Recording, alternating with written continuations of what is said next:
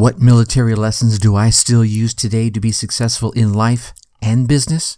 Stay tuned to find out. Welcome. Okay, here's the question. You serious? How are we dark horses? You know, the ones everyone is betting against, the ones they don't expect to win, place, or even show on the track, and they'll even laugh on us when we talk about trying. How do we show the world our greatness and triumph? Come on. Well, that's the question, and this podcast will give you the answers. Let's go. This is The Dark Horse Entrepreneur. My name is Tracy Brinkman. And push it out. What is up? What is up, my dark horse friends and family? Welcome back to your daily dose of Be All You Can Be learning. I'm your dark horse host, Tracy Brinkman, and you, well, my friend, that is infinitely more important.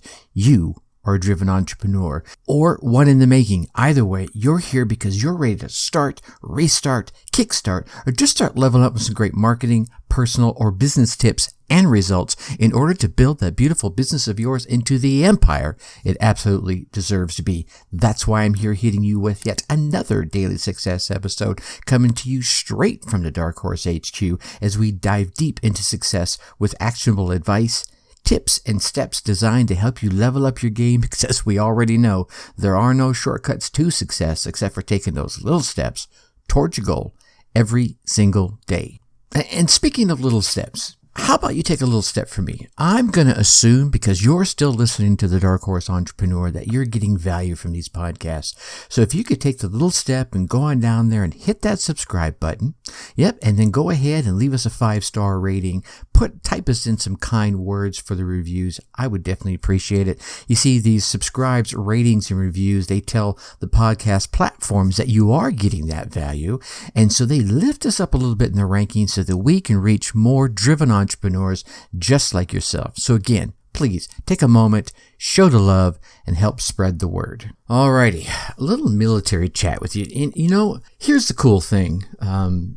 The military life isn't for everybody, and I get it, and I can respect that, and I also respect that folks have the military. There's a renewed respect happening out there.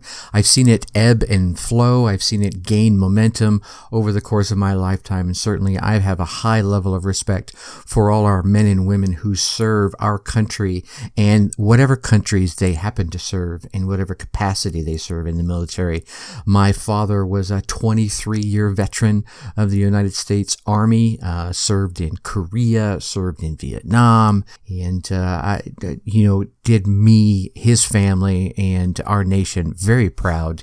I served 6 years myself. My grandfather actually served in the military in World War II, believe it or not, on the German side. All right, there's a story there. Not a story I'm telling today, but I think there's lessons, whether military lifestyle is for you or not. There are certainly lessons that can be taken away or gleaned from the military, and I want to share a few of those today so that we can hopefully learn a little something, imbue them into our life, and make our life a little bit better and our businesses a little bit better. Okay. I think the first lesson that I want to share, and these lessons aren't just from my time in the military. They come from watching from the outside looking in from all the years my father was in the military and the perspectives I gained from there, as well as my time from the inside looking out. And I think one of the big things is we're all individuals, but, and we've heard the phrase, there's no I in team, right? And teams get things done. I think there's something to be said about that. We all have our expertise. We all have our training in a certain topic or a skill set. And when we focus on it, what it is that we do best, and allow those experts on our team that focus in on what they do best, and we work together as part of a cohesive team while doing that, man, can we get shit done or what? I've seen the pros and the cons of both sides. I've seen folks where you'll have a platoon of gentlemen going out there to execute a maneuver or whatever it is, where they were not working well together, where someone wanted to be the star, they wanted to do everything better, and that usually when you do that at the at the failings of, or you do that at the risk of making others look bad or stepping on others' toes, either physically or, either literally or, just metaphorically. And that just grows this angst within the team. But when everyone's firing on all 8 cylinders, doing their job, communicating what it is they need to communicate as a result of doing their job, then the next person can do their job, and it's like a well-oiled machine. And that's, I think, in life and in business, is a huge lesson to be learned. Now, as entrepreneurs, right, we certainly start off wearing all the hats, right? If I stick in the military terms, we're the general, we're the first sergeant, we're the sergeant, we're the privates. We do everything. Everything from cleaning the latrines, to cooking the food in the mess hall, to loading the weapon, to firing the weapon. But as you begin to have the ability to bring someone on that is better at a piece of what it is you're doing, maybe it's, say, social media, right? You got someone that just rocks it so much better, and you can hand that off to them. Now you can zero in even more on what it is you're really good at, what is it you're really passionate about, what is it you have all the curiosity about, like we mentioned in yesterday's episode with Lisa, having that curiosity that so you can continue to learn and learn and learn. Now you're starting to work as a team. And I think the next thing that inside of that comes with military experience and good business experience is being calculated and decisive, not one or the other, right? You want to be both. And I think military really taught me a lot about that. And you can apply this in life and business. I mean, in business, you certainly want to analyze and communicate the risks that are involved in any options that you have laid out before you, right?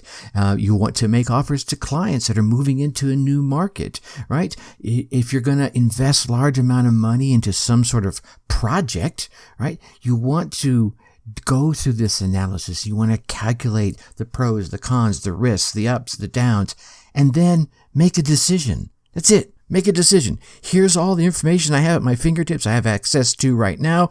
It might only be 80% of the information, but now I can make a decision. Don't get stuck in that paralysis by analysis, right? And at the same time, do not let your operation be led by someone that has no information, that has no reason to be there. And this is about as political as you're going to hear me get on this podcast. Is I've seen so many times when politicians are running military operations, never a good idea. Do not let a quote unquote politician run your operations in your business. All right. I think another great one is resilience. And resilience is paramount. I know when going through joining the military back in my day, there was a number of tests you had to take, and I'm not just talking about physical tests. There was mental tests for your mental agility, as well as your psychological tests that go into it.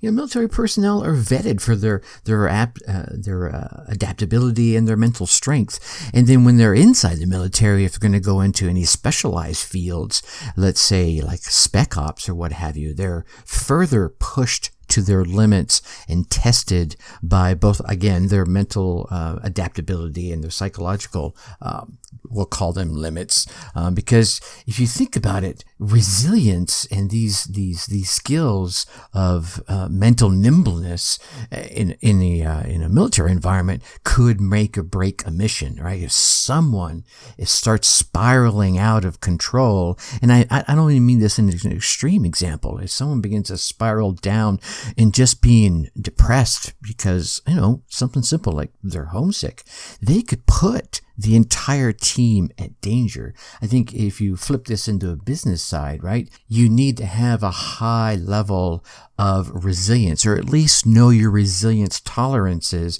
when you cope with all the things that are going on in your life and in your business. I mean, because you think about it, sometimes when you're first starting off, some of the investments in time, in money, in people, they don't turn around, at the snap of a fingers. They take a little time. You're going to have to be resilient in that waiting. Your competitor could snatch up an important client. You got to be resilient in the fact that there's plenty of clients out there, and then of course there's always the difficult situations that come up that, maybe your business is going well, all of a sudden, bam, COVID, right? Now what do I do? Your resilience and your ability to adapt are going to be key.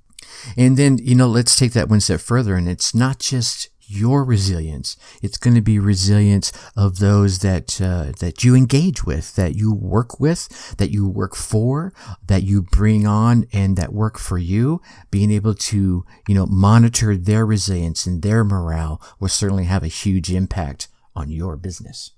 And that kind of leads right into the next thought, which is leadership, right? Because the people in leadership positions, these are the ones that all those folks are going to turn to when they need support, when they need advice, when they need direction. And as a person in a leadership role, you're going to have to be able to make the tough decisions when others won't or can't. I think every high-performing team I've ever seen in my entire lifetime, in and out of the military, has always had someone that has taken on that empowering, motivating, directive-taking, courageous, communicative leader position, right? There is someone at that helm. And every team in a military environment has someone that's picked as that. Whether they should be that person or not, that's remains to be seen. But there is a person assigned that leadership role, and that's the person you need to identify with and go to. And it's that chain of command. Whether you like it or not, that chain of command is there for a reason, for your safety, for the safety of your team. So be sure as you grow a team that you have folks that are identified as the leaders for specific roles, for specific actions, and for specific endeavors.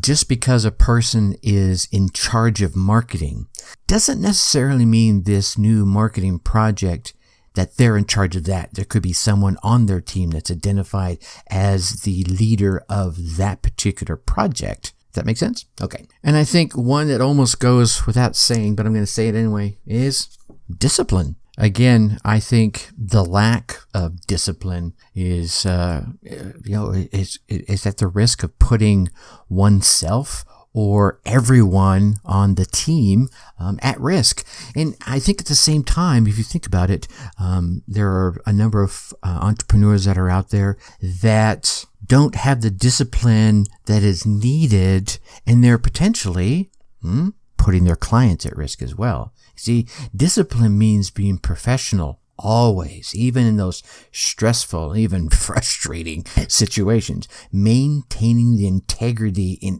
everything you do and not cutting corners, carrying out all the right health regulations, legal regulations, financial procedures, whatever procedures that are set up within your business, right? Staying compliant with the local laws, right? Avoiding complications with the authorities, yada, yada, yada. That's a big picture. Now let's take it inside and say, here we have SOPs that we do inside of our four walls, maintaining the discipline of staying with those SOPs, not like, I don't understand why this step is in here. I'm not going to do this. No. If you don't believe in the step, then you go to that leader and say, either help me understand the steps so I can comply, or I think I have a better way. There's nothing wrong with that. Come at them with a better way. I haven't met an entrepreneur yet that would not do something a better way. But staying committed to an objective and refusing to lower your standards, right, is a great way to build a business that has a credible reputation and maintains that credible reputation with all of your clients and those prospects that aren't your clients yet. And I think the last thing I'm going to leave you with on quick, because I'm going to go into it quite a bit more on Friday's episode, is routine, right? In the military, there's a routine all the time, right? You get up in the morning, you poop, shower, and shave. Maybe you do PT. Well, you do PT. You go on a jog. You have your breakfast in the mess hall. And you go to your job, whatever your job may be. You do your job. There's an assigned time for having your lunch and whatever breaks may be involved. There's an assigned time when maybe you're doing what's called a CQ duty. You're guarding a building, right? There's always these things you're assigned to do. It's part of your routine. And that routine builds a certain level of confidence because you know what the boundaries are. I go from here to here. I do this and I do that, right? And on this day, I'm free. I get to go do whatever I want. My boundaries are dropped. You know the rules, you know the limits, and it's all in this nice little container. But this routine certainly helps build the confidence that you can rely on. And then you get to expand yourself and your routine as you grow. But again, we're going to go into that a bit more on Friday. All right, my Dark Horse friends and family. Tomorrow, we're going to chat a bit about some systems or routines that you can put into place for success. All right, we all want success. Now, I know you want to keep getting all these daily success tips. So as I mentioned earlier, go on down there, hit that subscribe button while you're there. Yeah, go ahead. That's it right there. 5 stars. Drop them in there. Put some kind words in the reviews. Once again, these subscribes, ratings, reviews. Tell those podcast platforms to lift us up a little bit in the rankings so that we can reach more driven entrepreneurs just like you. So please take a moment, show the love, and help spread the word. Then, Tracy, you're not supposed to do 2 calls to actions. Oh, well, whatever. It's my show.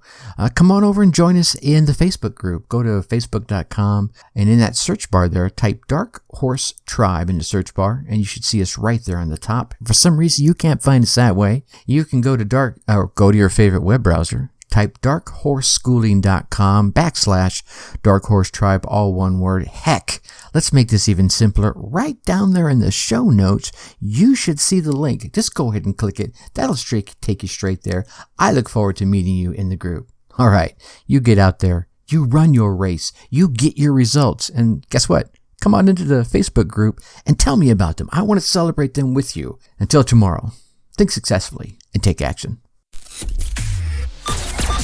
Thank you for listening to the Dark Horse Entrepreneur Podcast. You know this! Thanks for tuning in. Check us out at www.darkhorseschooling.com. All right. My name is Tracy Brinkman.